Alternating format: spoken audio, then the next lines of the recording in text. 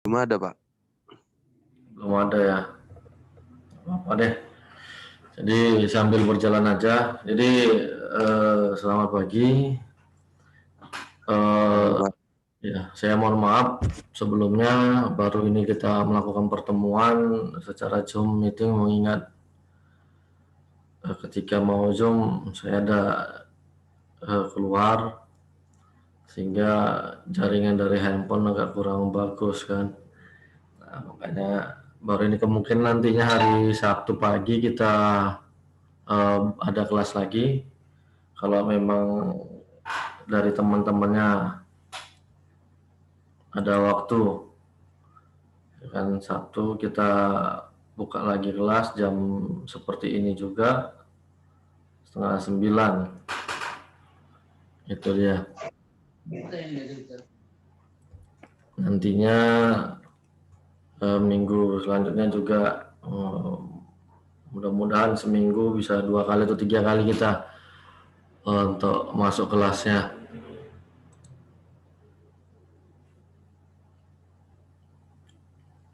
Oke, sudah ada beberapa yang sudah masuk.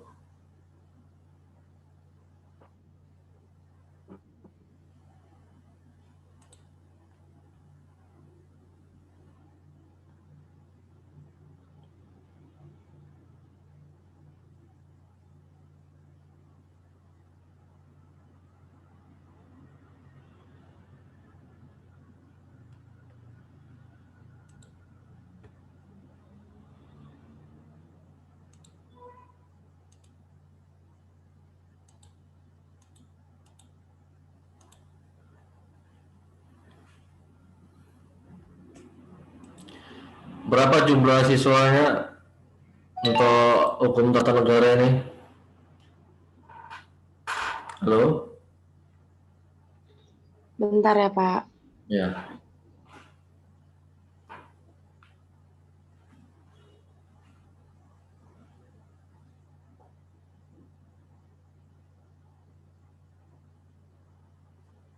Baik, sambil menunggu temannya, jadi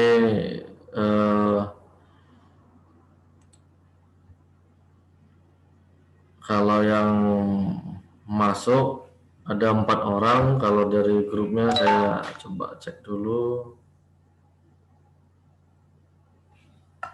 Satu lagi yang belum di. Ada 19 orang, Pak. 19 ya, tapi baru 4 ini yang masuk ya. Mudah-mudahan nanti. Ini Kevin si Tepu tadi yang mana nih?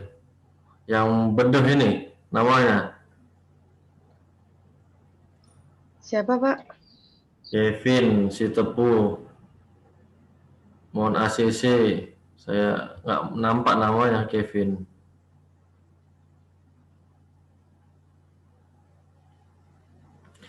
Oke, ini sambil berjalan aja nih siapa yang masuk nanti akan saya invite-kan.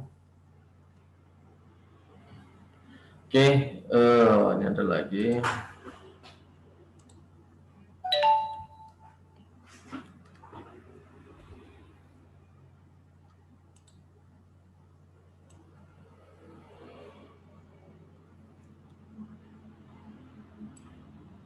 Baik, sebelumnya saya mohon maaf mengingat ada kesalahan kendala dari schedule yang diberikan pihak kampus.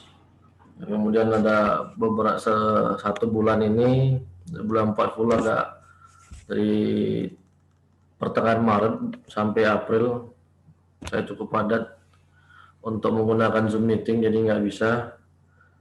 Karena ini yang kerepotan ketika pembelajaran jarak jauh ini. Saya lebih enak sih sebenarnya pembelajarannya tatap muka langsung di kelas.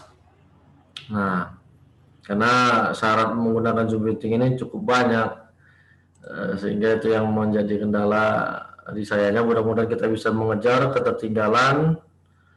Nantinya hari Sabtu pagi 8:30 kita masuk lagi kalau memang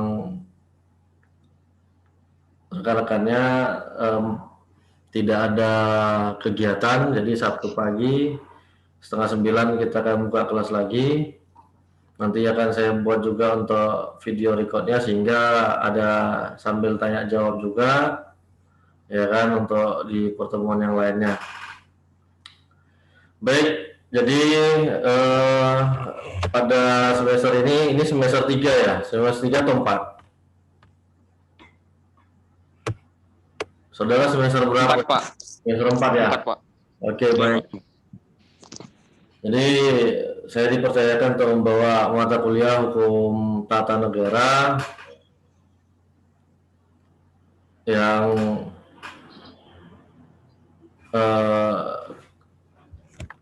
ada 14 pertemuan nantinya, 2 pertemuan UAS dan UTS. Mudah-mudahan nantinya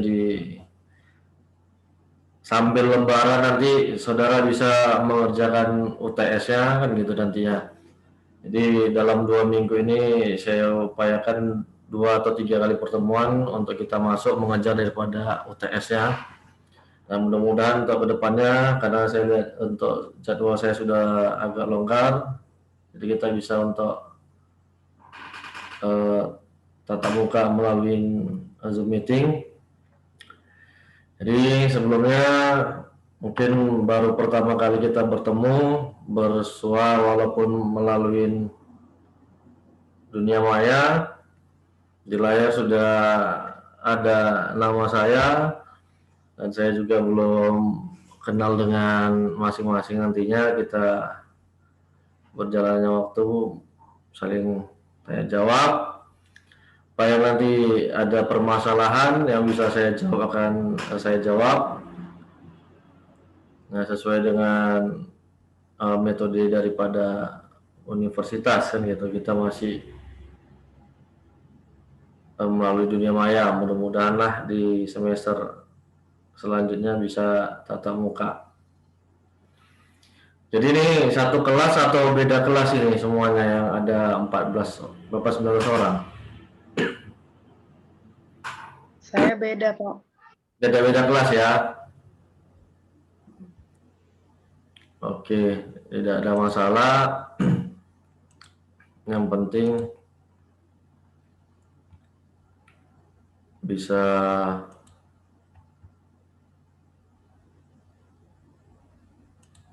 saling mengenal nantinya. Atau ada sambil kuliah sambil kerja yang kelas ini?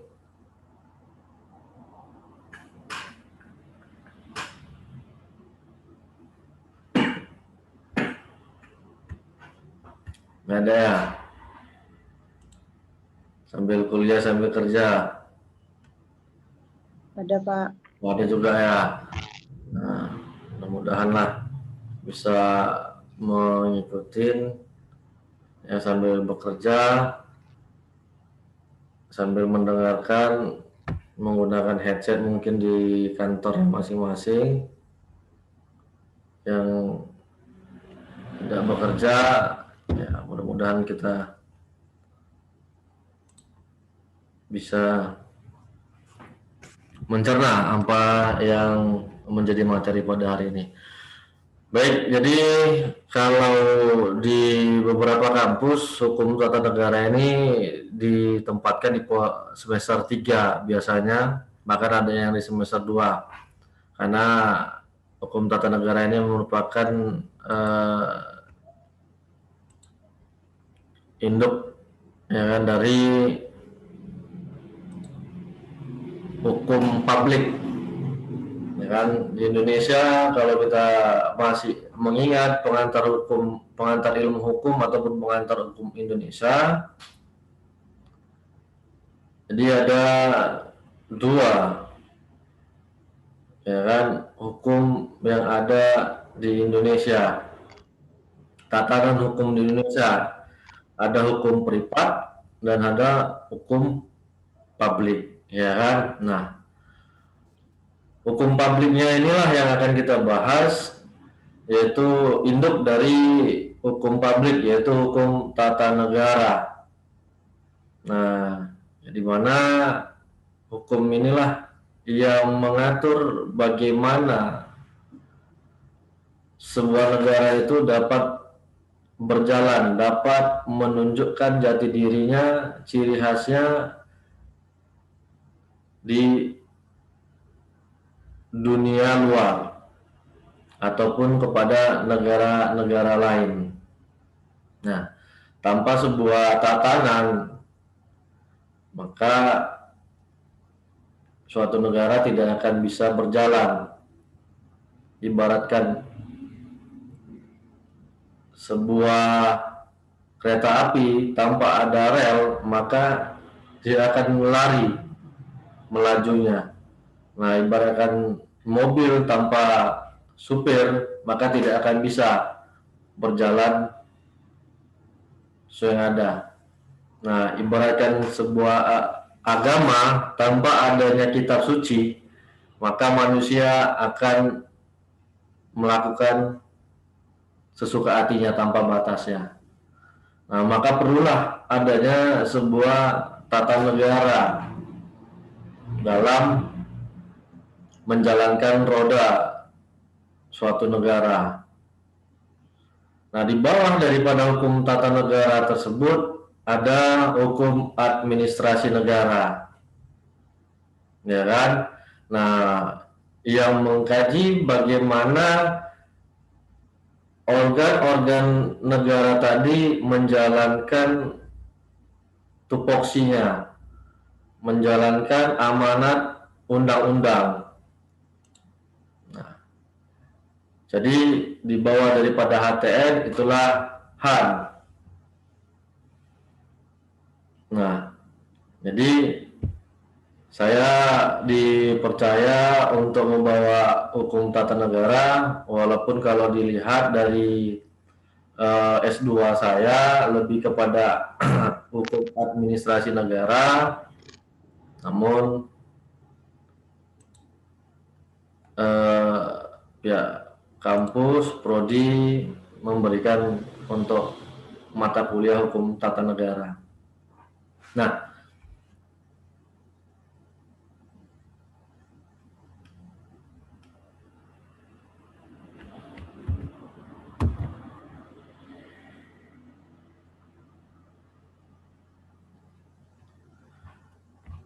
bisa dilihat kalau dari definisi secara umum, hukum tata negara itu merupakan sekumpulan peraturan hukum yang mengatur organisasi negara, hubungan antar alat kelengkapan negara dalam garis horizontal maupun vertikal, serta kedudukan warga negara dan hak-hak asasinya.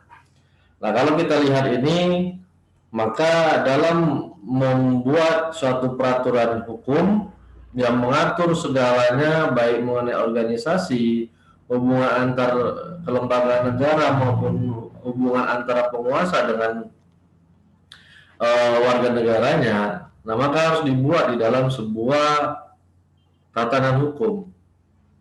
Ya kan, kalau secara definisi yang arti sempit, hukum tata negara adalah hubungan antara penguasa dengan rakyatnya. Nah, bagaimana hak dan kewajiban penguasa dalam hal ini adalah penyelenggara pemerintahan, kepala negara maupun kepala pemerintahan. Nah, bagaimana hak dan kewajiban juga seorang warga negara terhadap negaranya. Inilah yang menjadi unsur utama di dalam sebuah hukum tata negara.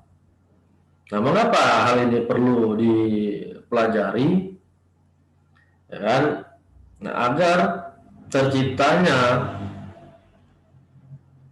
tata tertib kehidupan dalam berbangsa dan bernegara, agar terciptanya sebuah kepastian hukum dalam penyelenggaraan negara ini. Kalau tidak ada sebuah kepastian, kalau tidak ada sebuah aturan, maka masyarakat maupun negara tidak memiliki batasan dalam melakukan tindakan-tindakan apapun. Nah, ini yang nantinya mengakibatkan timbulnya perpecahan ataupun perselisihan. Nah, oleh karenanya, maka harus dibuat suatu peraturan hukum. Dan itulah yang dinamakan sebagai sumber hukum, yaitu segala apa saja yang menimbulkan aturan-aturan yang memiliki kekuatan yang memaksa, mengikat, dan apabila aturan tersebut dilanggar terdapat sanksi yang tegas menurut Utrecht dalam Pengantar Hukum Indonesia. Nah, ini definisi daripada sumber hukum yang secara klasik. Ya kan? Jadi sifat daripada hukum itu juga sudah sama-sama saudara ketahui, yaitu apa sifat utama daripada hukum itu?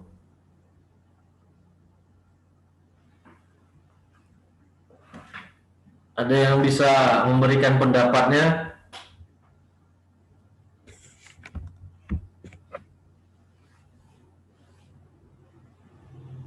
Sifat daripada hukum yang sudah belajar ini pengantar hukum Indonesia, ya kan?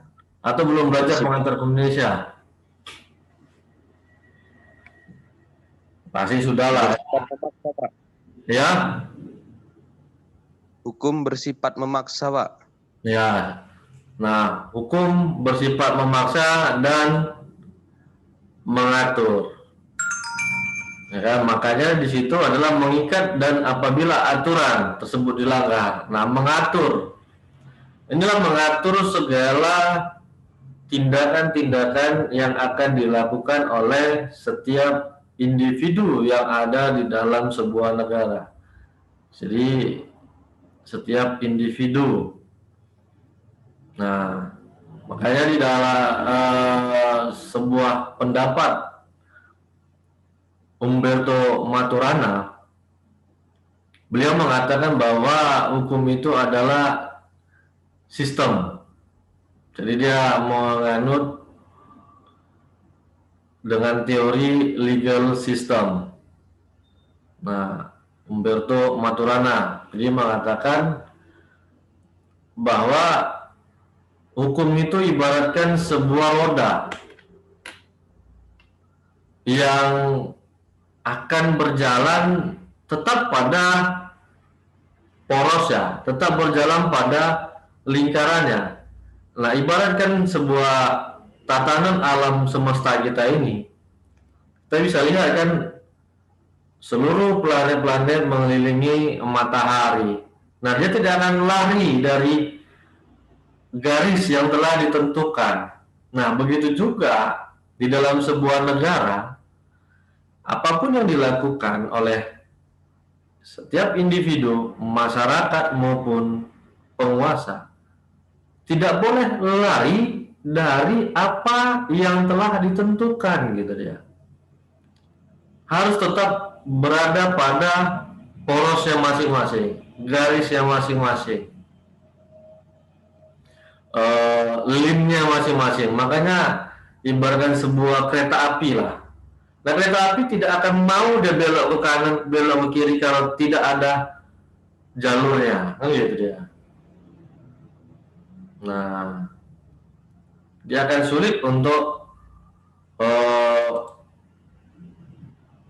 berjalan sesuai dengan keinginan daripada masinisnya, kan itu.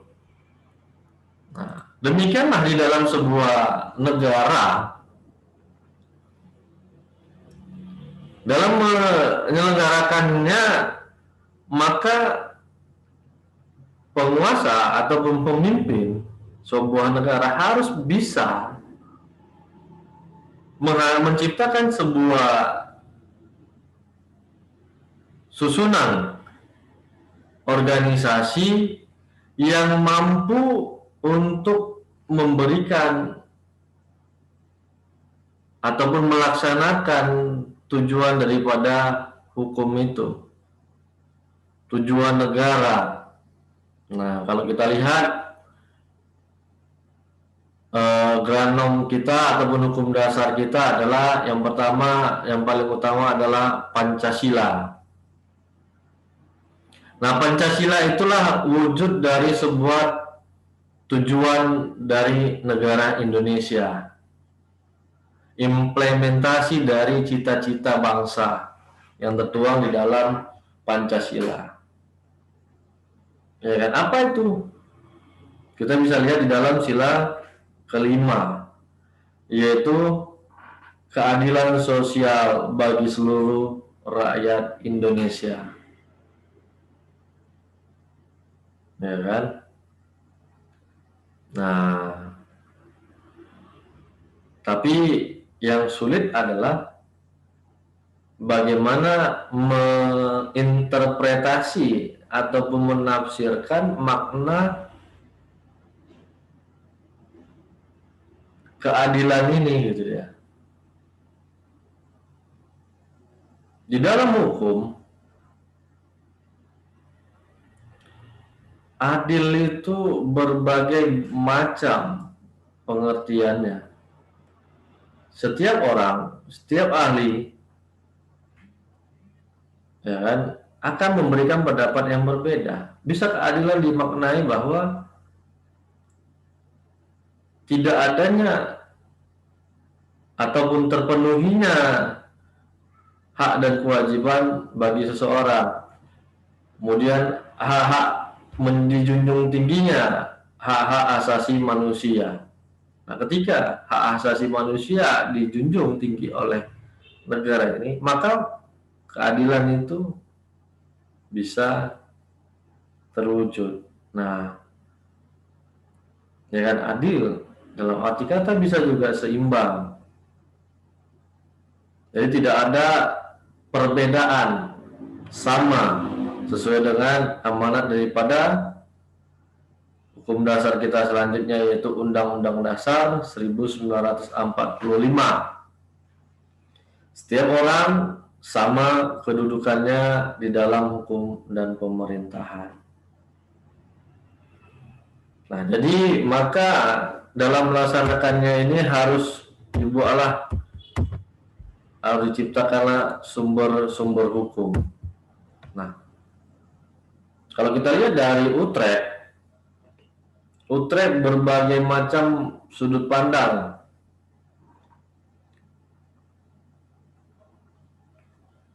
untuk mendefinisikan sumber hukum itu. Ada dari pandangan ahli sejarah, para ahli filsafat, para ahli sosiolog, para ahli ekonom, religius, ya kan, sudut pandang ahli hukum. Yang jelas kalau kita adalah daripada ahli hukum. Nah, kalau kita lihat dari segi hukum, maka sumber hukum di Indonesia adalah dua sumber hukum, yaitu material dan formil. Nah, sumber hukum material itu merupakan sumber hukum yang menentukan isi hukum. Sedangkan formil dikenal dari bentuknya, karena bentuknya itu menyebabkan hukum berlaku umum, diketahui dan ditaati. Nah, kalau material adalah kepada isi. Nah, bagaimana isi ataupun materi muatan di dalam suatu sumber, dalam suatu hukum itu bisa mengakomodir, bisa menampung seluruh yang diinginkan oleh masyarakat, oleh warga negaranya. Nah, dibentuklah dia nanti di dalam sebuah hukum formil. Itu dia. Nah, sumber hukum material ini diperlukan ketika akan menyelidiki asal-usul hukum dan menentukan isi hukum. Misalnya, Pancasila sebagai pandangan hidup bangsa Indonesia yang kemudian menjadi falsafah negara, merupakan sumber hukum dalam arti material yang tidak saja menjiwai, bahkan dilaksanakan oleh setiap peraturan hukum. Dalam TAP MPR nomor 20 tahun 66 dikatakan Pancasila merupakan sumber tertib hukum dalam arti sumber dari segala sumber hukum. Hal ini mengandung pengertian bahwa Pancasila merupakan pandangan hidup, kesadaran dan cita-cita hukum serta cita-cita kemerdekaan individu, masyarakat, bangsa Indonesia, jiwa dari rakyat Indonesia. Dengan kata lain, Pancasila merupakan sumber tertib hukum yang berlaku di Indonesia baik formal maupun material, yang seluruhnya bersumber pada Pancasila. Nah, jadi digunakan hukum material ini ketika ingin menyelidiki asal-usul hukum dan menemukan isi hukum, menentukan isi hukum. Nah, kalau nantinya saudara belajar ilmu perundang-undangan ya, kalau salah, atau hukum peraturan perundang-undangan, nah nanti di situ akan ada dikenal ada namanya naskah akademik. Nah, naskah akademik inilah yang merupakan dasar lahirnya sebuah peraturan perundang-undangan atau perundang-undangan. Mengapa? Karena di dalam naskah akademik inilah berisi mengenai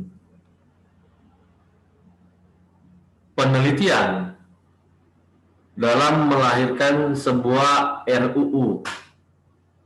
Jadi dari naskah akademik ini akan melahirkan sebuah rancangan undang-undang.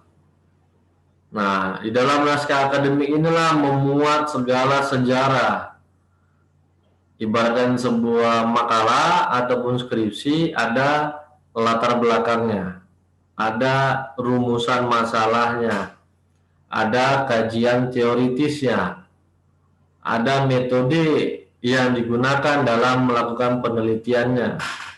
Nah, barulah melakukan pembahasan, ya kan, untuk melihat hasil daripada penelitian yang telah dilakukan. Nah, barulah dimuat di dalam sebuah rancangan undang-undang. Nah, seluruh daripada sumber hukum material kita harus mengacu ataupun berkiblat, ya kan, berpatok kepada Pancasila. Nah, kenapa? Karena kita bisa lihat Pancasila ini sudah muncul di dalam pembukaan Undang-Undang Dasar. Walaupun sekarang negara telah membentuk badan BPIP, ya kan, Badan Pedoman Ideologi Pancasila, yang kalau saya lihat kegiatannya belum maksimal dalam menanamkan jiwa Pancasilais di dalam setiap warga negara. Nah, kenapa? Karena Indonesia, ya kan, menggunakan teori lahirnya sebuah negara, yaitu menggunakan teori ketuhanan, di mana negara Republik Indonesia lahir karena kehendak Tuhan. Benar apa enggak? Jadi negara Republik Indonesia ini lahir karena kehendak Tuhan. Jadi ada sebuah teori dalam pembentukan sebuah negara. Salah satunya adalah teori ketuhanan yang memiliki arti bahwa sebuah negara lahir karena kehendak Tuhan. Nah, apakah Indonesia lahir karena kehendak Tuhan? Ada yang bisa memberikan pendapatnya?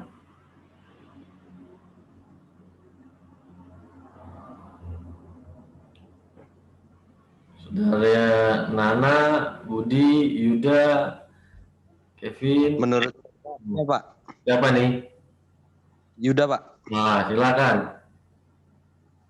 Karena tertuang dalam Undang-Undang Dasar, Pak, yang berbunyi atas berkat rahmat Allah yang Maha Kuasa dan dengan didorongkan oleh keinginan luhur supaya berkehidupan kebangsaan yang bebas.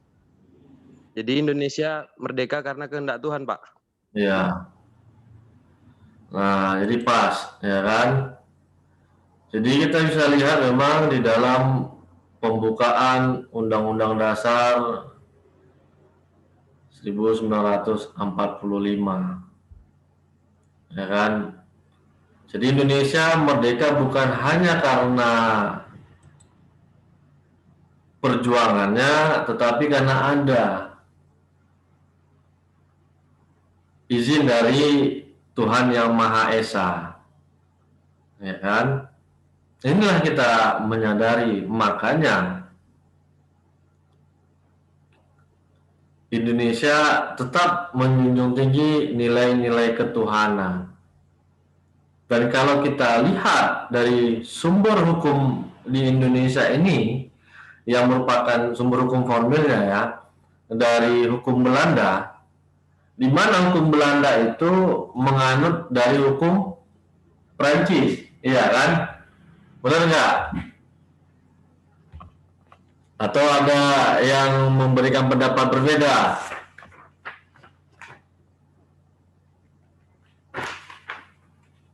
Belanda itu kiblatnya juga kepada hukum Prancis, yaitu kode sivil yang dianut oleh Napoleon Bonaparte. Nah, kalau kita lihat juga kode sipil yang diciptakan oleh Napoleon tadi adalah merujuk kepada hukum Islam. Nah, kenapa? Karena di dalamnya ada mengenal Tuhan. Artinya hubungan di dalam sebuah negara itu bukan hanya kepada hubungan duniawi, tetapi juga ada hubungan dengan Tuhan, ketuhanan. Nah, kenapa kita lihat, kita menganut daripada sumber hukum ketuhanan? Karena ada sebuah aturan yang boleh dilakukan, ada aturan yang tidak boleh dilakukan, kan gitu dia. Nah, inilah menunjukkan bahwa Pancasila sudah merumuskan ataupun founding father kita, kan gitu, pendiri bangsa ini memiliki suatu cita-cita, kan gitu, supaya masyarakat kita hidupnya tidak hanya menunjukkan keegoisannya, ya kan? Beberapa negara misalnya kalau kita lihat di Eropa, maka negara tidak akan pernah membatasi hubungan seseorang sepanjang tidak merugikan negara. Boleh melakukan apa saja, kan gitu.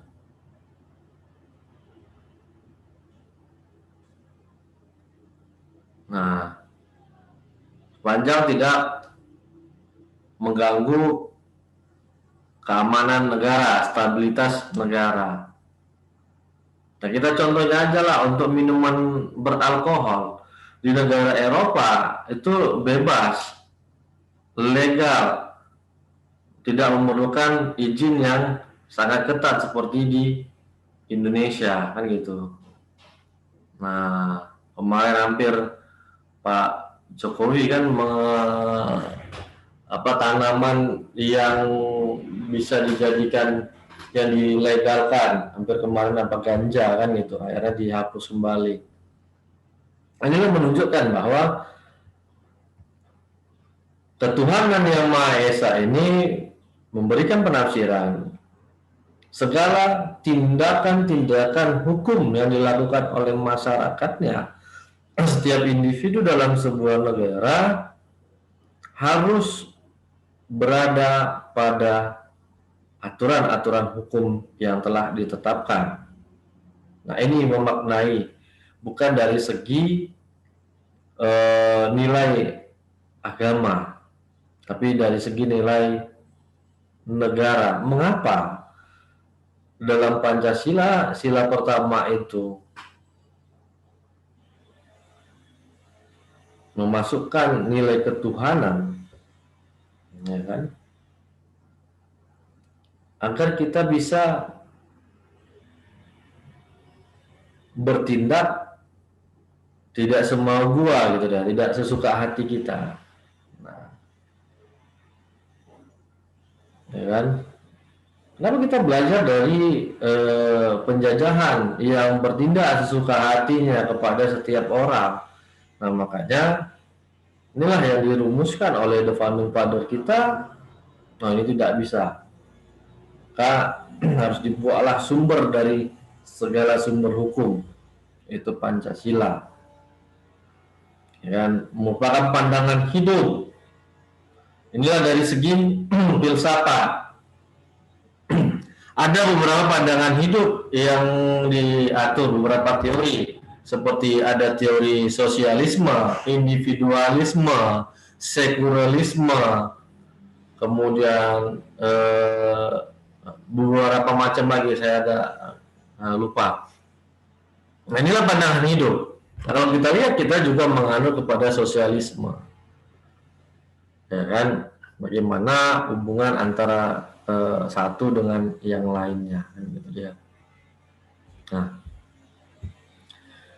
jadi ketika Pancasila menjadi dasar dalam membuat satu peraturan perundang-undangan, maka hukum ataupun rancangan undang-undang yang diciptakan itu tidak akan multitafsir, tidak akan merugikan negara, sehingga tidak perlu masuk kepada Mahkamah Konstitusi, ya kan? Nah, namun yang terjadi sering adanya perlawanan ataupun adanya materi muatan di dalam sebuah undang-undang itu tidak sesuai dengan undang-undang dasar, dengan Pancasila. Mana kita bisa lihat manusia yang adil dan beradab, persatuan Indonesia, kan gitu ya. Nah, apakah dalam sebuah hukum yang akan dibuat itu ada nggak nilai-nilai persatuannya? Ada nggak memposisikan manusia itu letaknya yang paling tinggi, hak asasi manusianya? Sila kedua itu maknanya adalah menjunjung tinggi hak asasi manusia, yaitu kemanusiaan yang adil dan beradab, ya kan? Nah, makanya setiap undang-undang yang mau dibuat itu isinya benar-benar dari hasil penelitian menggunakan metode empiris, bukan normatif, ya kan? Nah, jadi dia menggunakan empiris, bukan normatif. Artinya apa? Studi itu kajian lapangan, melihat langsung ini apa fenomena-fenomena yang ada di masyarakat sehingga harus bisa diatur dalam sebuah tatanan hukum agar tidak bablas, kalau bahasa apanya ya Jawanya, tidak hancur gitu dia. Nah, kita lihat dari Profesor Jimli mengatakan bahwa sumber hukum tata negara Indonesia itu dibaginya dalam 7 macam, yaitu yang pertama nilai-nilai konstitusi yang tidak tertulis, undang-undang dasar baik pembukaannya maupun pasal-pasalnya, kemudian peraturan